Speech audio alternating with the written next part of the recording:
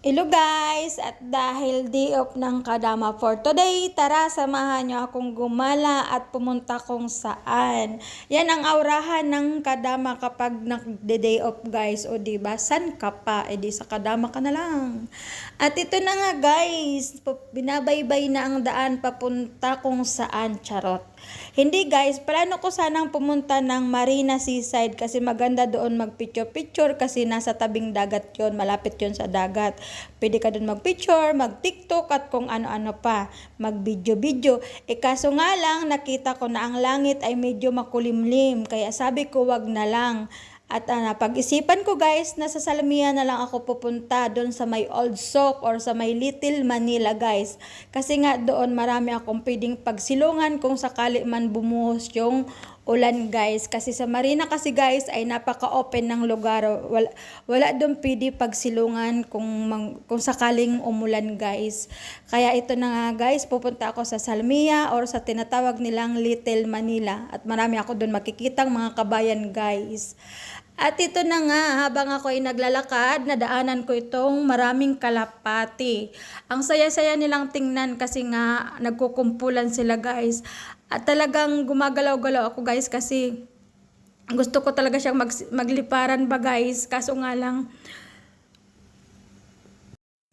hindi man sila maglipad kasi binibigyan pala sila ni tatay ng pagkain. Kaya yun, kaya nagkukumpulan sila dun sa isang tabi, di ba guys? At ito na nga guys, ang lugar ng Salmiya or ng Old Sock or ang tinatawag nilang Little Manila. Saan man sulok ka, to lumingon or tumingin, puro Pilipino guys at lahat ng manyan na. Kadalasan niyan ay mga kadama guys. At ngayon sila nag-day off na Sabado guys, o diba? Pag Friday siguro guys, talagang punong-puno dito kasi kadalasan talaga yung mga katulong nagde-day off talaga every Friday guys. Dito kasi guys sa Salmiya, maganda ang lugar, saka marami kang pwedeng pagkainan kasi marami silang food court dito guys, o diba? Enjoy lang ang buhay. At dahil nga sa kalalakad ng Kadama ay nagutuman at naghanap ako ng makakain at dito ako dinala ng aking paa sa Jollibee. Kasi sabi nga nila, basta sa Jollibee, bida ang saya. Charot, naging bata na ang Kadama guys. Ewan ko ba kung bakit dito ako dinala ng aking mga paa sa Jollibee guys. Pero nun ka guys, ang habol ko dito ay ang kanilang kanin at ang kanilang gravings or yung sausawa ng kanilang manok kasi napakasarap guys. At ito na nga guys, nakapag-order ng Kadama, charan! Hindi naman masama guys na bawat buwan ay i-treat natin ang sarili natin kasi 'di ba pinagpuyatan natin at napagod tayo sa katatrabaho kaya deserve din natin na i-treat ang ating sarili.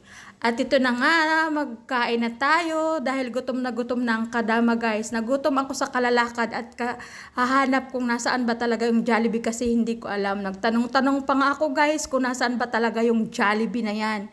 Kaya ito, nang nakuha ko na siya or nang nahanap ko na, at dumating ng aking order. Tara, kain na tayo. Thank you Lord sa blessing at salamat kasi hindi mo ako pinapabayaan kahit mag-isa lang ako dito sa bansang Kuwait guys. O diba? Iwan ko ba kung puro na lang kain. Ang buhay kasi ng Kadama minsan ay pagod, puyat at minsan din ay busog. Charot. Iwan ko ba kung kailan ako papayat guys, hindi ko nang alam kung paano magpapayat kasi ang bilis magpataba, ang hirap magpapayat.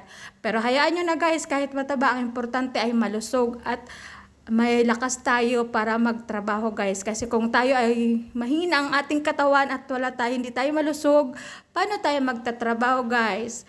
At ito na nga, nagpicture-picture na naman ang Kadama. O, paksan ka pa. O, di sa Kadama, aurahang Kadama yan guys.